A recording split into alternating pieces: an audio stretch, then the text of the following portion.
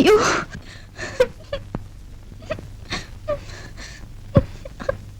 എന്താ വസന്തി?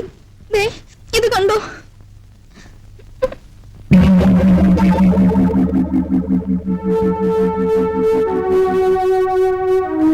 ഒരുത്തൻ സിഗരറ്റ് വെച്ച് പൊള്ളിച്ചതാ.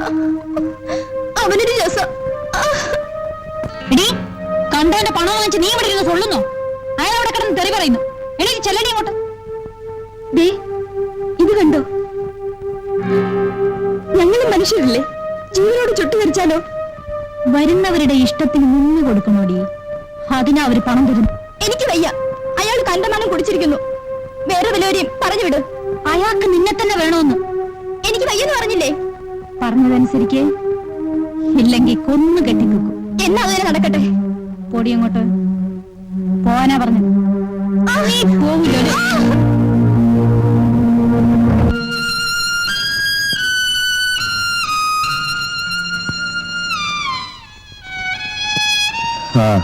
ഞാൻ സസ്പെൻഷനിലാണ്. പകരം വരുന്നത് ആരായിരിക്കും? നിനക്ക് പകരം വരുന്നവരെ നോട്ടോ അല്ലേടി? എന്റെ കാര്യം ഒരു പ്രശ്നമല്ല. അവനിപ്പോ ഞാൻ എന്ത് വേണമെന്നാ പറയുന്നേ? ആ കള്ളം പീറ്റർ നിനക്കും എനിക്കും എതിരായി പരാതി വെച്ചിട്ടുണ്ട്. അന്വേഷണത്തിന് ആള് വരുമ്പോ രാധ ഇവിടെ കാണരുത്.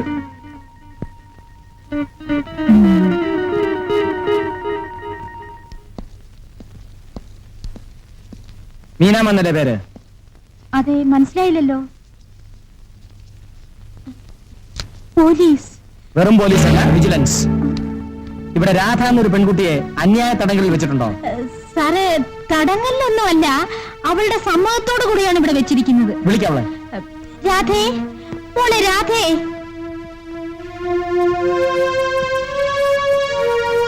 നിന്നെ ഇവരിവിടെ തടഞ്ഞു വെച്ചിരിക്കുകയാണല്ലേ?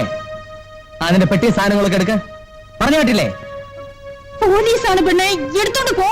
ആരോരും ഇല്ലാത്ത പാവപ്പെട്ട പെൺകുട്ടികളെ ബലാത്കാരമായി കൊണ്ടുവന്ന് നിർബന്ധിത വ്യഭിചാരം നടത്തുകയാണല്ലേ? അയ്യോ സാറേ, അങ്ങനെ ഒന്നുമില്ല. സാറോ? ഇതുപോലെ എത്ര പേരുണ്ട് ഇവിടെ? ചോദിച്ചേട്ടില്ലേ? സാറേ, ഇവളല്ലാതെ മറ്റാരുമില്ല. ഞാനും കൂടി വരുന്നു സാർ. പോകണ്ടവരൊക്കെ പോവി. വരൂ.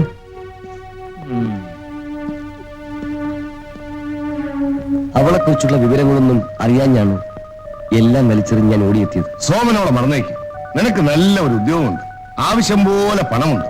വേറെ ഒരു വിവാഹം കഴിച്ച് സുഖമായിട്ട് ജീവിക്കാൻ നോക്ക്. ഞാൻ അവളെ തിരക്കി. ഒടുവിൽ ഇവിടെ ഉണ്ടെന്ന് ആരോ പറഞ്ഞു. കൂടുതലൊന്നും എന്നോട് ചോദിക്കരുത്. സോമൻ രാധയെ കാണാതിരിക്കുന്നതാണ് നല്ലത്. ഒന്നും ആ കുട്ടിയുടെ തെറ്റല്ല. പക്ഷേ ഇന്ന് രാധ അവൾ ഇന്നൊരു വേശ്യയാണ്. എന്ത് മകടാ? ഇല്ല, അവൾ ഒരിക്കലും അങ്ങനെ ആവില്ല. ഞാൻ അവളെ കണ്ടു. ഒരു വേശ്യാലേ രക്ഷപ്പെടുത്താൻ നോക്കി, നടന്നില്ല. എന്തായാലും എനിക്കിവളെ കാണണം, എനിക്കിവളെ കാണണം.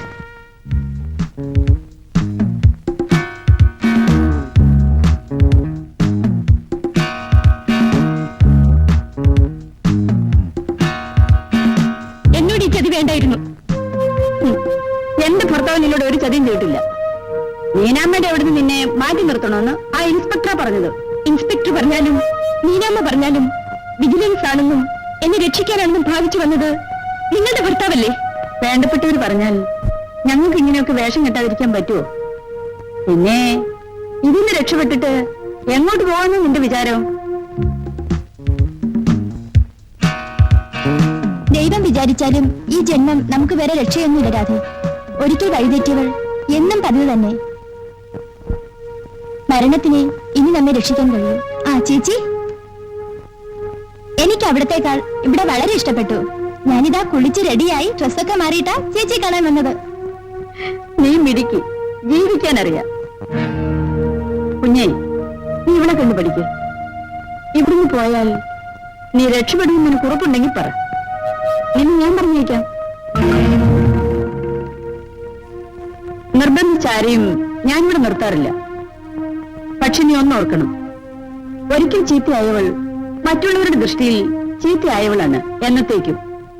സ്വന്തം വീട്ടുകാരുടെ മുൻപിൽ പോലും അങ്ങനെയാ, ഞാൻ പറയാനുള്ളത് പറഞ്ഞു. ഇനി നിന്റെ ഇഷ്ടം.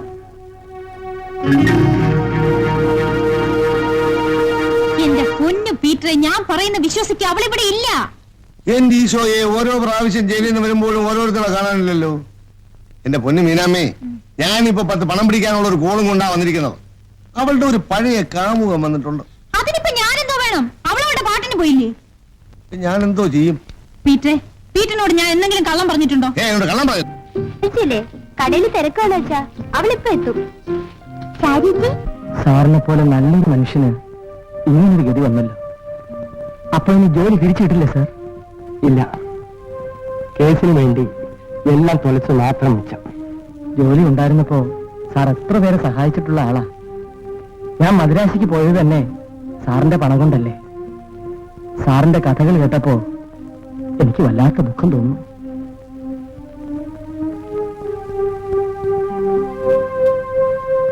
സാർ, വേണ്ട, എനിക്ക് സഹായങ്ങളും ഒന്നും വേണ്ട.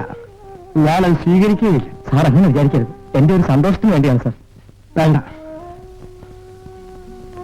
ഞാൻ വിളിപ്പിച്ച കാര്യം പറയാം. എന്റെ മൂത്ത മകള് ശാരദ SSLC പാസ്സായി വെറുതെ നിൽക്കുകയാണ്. ടൈപ്പ് റൈറ്റിംഗ് ലോവറും ഹയറും പാസ്സായിട്ടുണ്ട്. രാവിലെ വിചാരിച്ചാൽ സാർ അത് ബുദ്ധിമുട്ടാണെങ്കിൽ വേണ്ട. അവൾക്കൊരു ജോലി കിട്ടിയിരുന്നെങ്കിൽ ഒരു സഹായമായേനെ.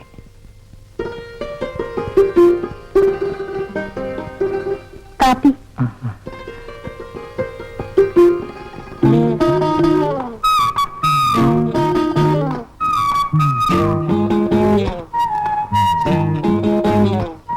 ശാരദ മൂത്തവൻ. ഇളയ കുട്ടികളൊന്നും കണ്ടിട്ടുണ്ടോ സാർ? വടക്കേ വീട്ടിൽ പശുത്തൊഴുത്തിൽ ഇലക്ട്രിക് ലൈറ്റ് ഉണ്ട്. അവിടെ ചെന്നിരുന്ന് പഠിക്കുക. സാർ, ഞാൻ കാര്യം ചെയ്യാം. ഞാനും ഭാര്യയും മറ്റന്നാ തിരിച്ചു പോകും. ശാരദ കൂടി ഞങ്ങളെ കൊണ്ടുപോയിക്കോളാം. ദൈവം നിന്നെ അനുഗ്രഹിക്കട്ടെ. അവൾക്കൊരു ജോലി കിട്ടിയാൽ ഈ വീട്ടിൽ ഒരു നേരത്തെ പട്ടിണിയെങ്കിലും മാറും.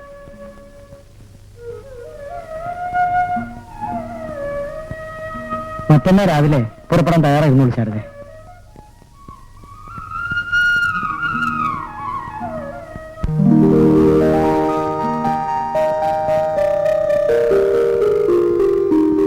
ചേച്ചി, മാറിക്കോ.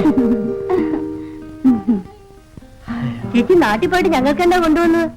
നിനക്കൊക്കെ പറ്റിയ ഓരോ ഭർത്താക്കന്മാരെ കൊണ്ടുവന്നു. അതിന് ഞങ്ങൾക്കിവിടെ പഞ്ഞമില്ലല്ലോ. എടേ, നിന്റെ ഡിസ്മിസലിന് സമയമായി.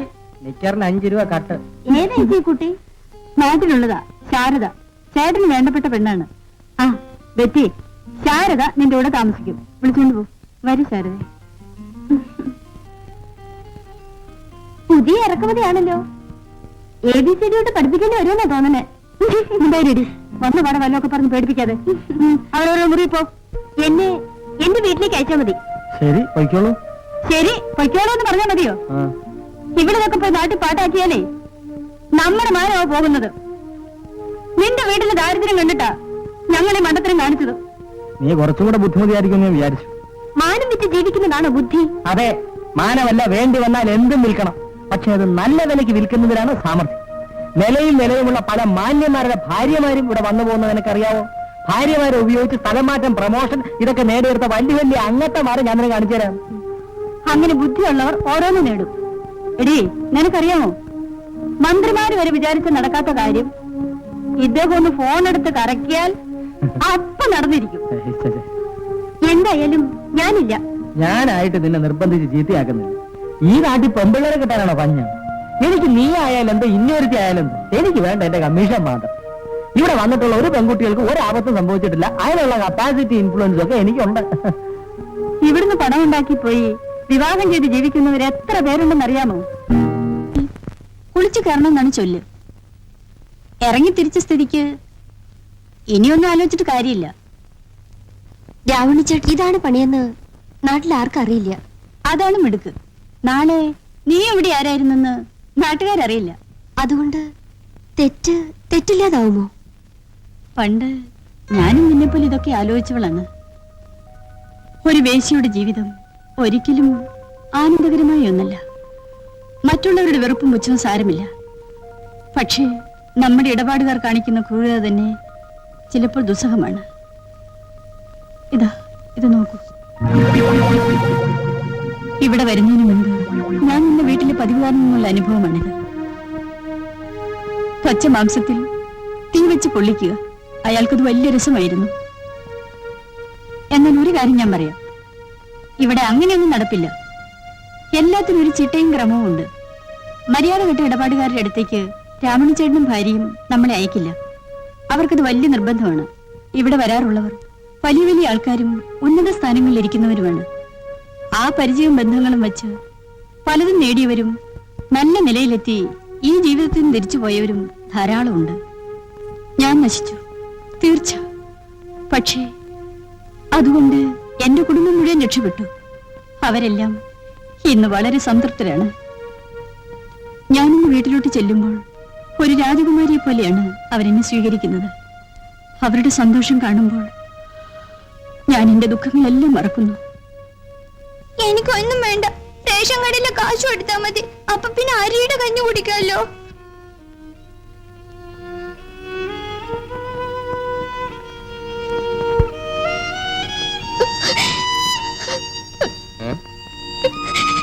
നീ എന്തിനാ കരയുന്നേ? ഒരു വേശിക്ക് കരയാൻ പാടില്ലേ? ഇന്ന് വരെ ഒരുത്തിയും കരയുന്നു ഞാൻ കണ്ടിട്ടില്ല. കരഞ്ഞു കരഞ്ഞു കണ്ണീര് പറ്റിയിട്ടാവും. ഞാൻ ഇന്ന് ഈ കട്ടിലിൽ വെച്ച് വേശിയായതേ ഉള്ളൂ. കുറെ കഴിയുമ്പോ എന്റെ കണ്ണുനീരും തീർന്നിരിക്കും. ഓഹോ, അങ്ങനെയാണോ? ഞാൻ നിന്നെ മറക്കില്ല. അങ്ങ് മറന്നാലും എനിക്കൊരിക്കലും അങ്ങേ മറക്കാൻ പറ്റില്ല. ഹരിശ്രീ വരപ്പിച്ച് ആശാനെ മറക്കില്ലെന്ന് കേട്ടിട്ടുണ്ട്. ആട്ടെ, നീ എങ്ങനെ ഇവിടെ എത്തി? ദയവായി അതൊന്നും ചോദിക്കരുത്. എന്റെ കഴിഞ്ഞ കാലം കുറച്ചു മുമ്പ് ഞാൻ കത്തിച്ചു കളഞ്ഞതാണ്. അയ്യോ വേണ്ട സാർ. കുടിക്കണ്ടേ? ഞാൻ നിന്റെ സുഖത്തിന് വേണ്ടിയല്ല, എന്റെ സുഖത്തിന് വേണ്ടി എവിടെ വന്ന് കാശ് തരുന്നത്. കുടിക്കേ.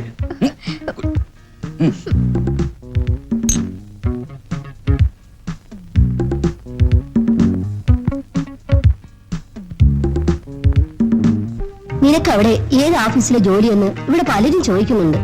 വടക്കേതിലെ രമയ്ക്കും നിന്റെ കൂടെ ചേർന്നാൽ കൊള്ളാവുന്നുണ്ട്. വേണ്ടമ്മേ, ഇനി ഇവിടെ വേക്കൻസി ഇല്ല. സരസ്വതി, വർത്തമാനമൊക്കെ പിന്നെ ആകാം. അവൾക്ക് ആഹാരം ഉണ്ടാക്കാൻ നോക്ക്. എനിക്കായിട്ട് ഒന്നും ഉണ്ടാക്കണ്ട. നിങ്ങളോടൊപ്പം ഞാനും കഴിച്ചോളാം. പറ്റില്ല. ഇന്ന് ഈ വീടിന്റെ ഭാഗ്യദേവത നീയാണ് മോളെ. മഹാലക്ഷ്മി വീട്ടിൽ വന്നാൽ അതുപോലെ സൽക്കരിക്കണ്ടേ? ആ വാ മോളെ.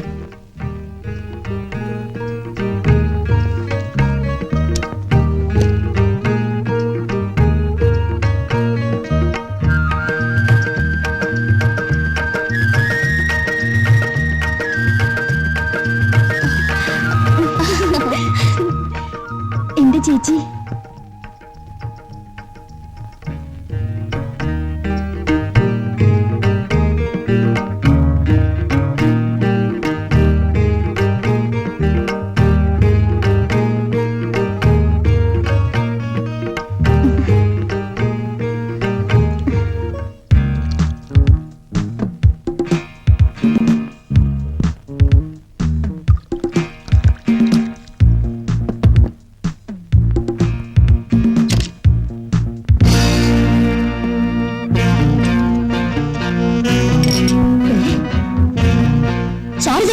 നീ എന്തേ കാണിക്കുന്നത്? അമ്മേ, ശബ്ദിച്ച് മറ്റുള്ളവർ ഉണർത്തണ്ട.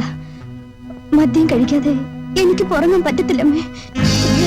അമ്മേ, പെറ്റമ്മയോട് ഒന്നും ഒളിച്ചു വയ്ക്കാൻ പാടില്ലെന്ന് എനിക്കറിയാം. നാളെ ഞാൻ മരിച്ചു പോയാൽ എന്റെ ശാലിക്ക് ഗതി വരരുത്. നശിച്ചു, എല്ലാം നശിച്ചടി. ശരിയാണമ്മേ, അച്ഛൻ എന്നെ വിളിച്ചില്ലേ മഹാലക്ഷ്മി എന്ന്? അതെ, ഈ മഹാലക്ഷ്മിക്ക് ധനം തരുന്ന മഹാവിഷ്ണുമാർ ഒന്നല്ല 1000 ആണമ്മേ. അതാണമ്മേ രാഹുലിനെ എനിക്ക് വാങ്ങിത്തന്ന തൊഴിൽ. കുടിക്കാതെ ഞാൻ എന്ത് ചെയ്യും? എന്റെ മോളെ,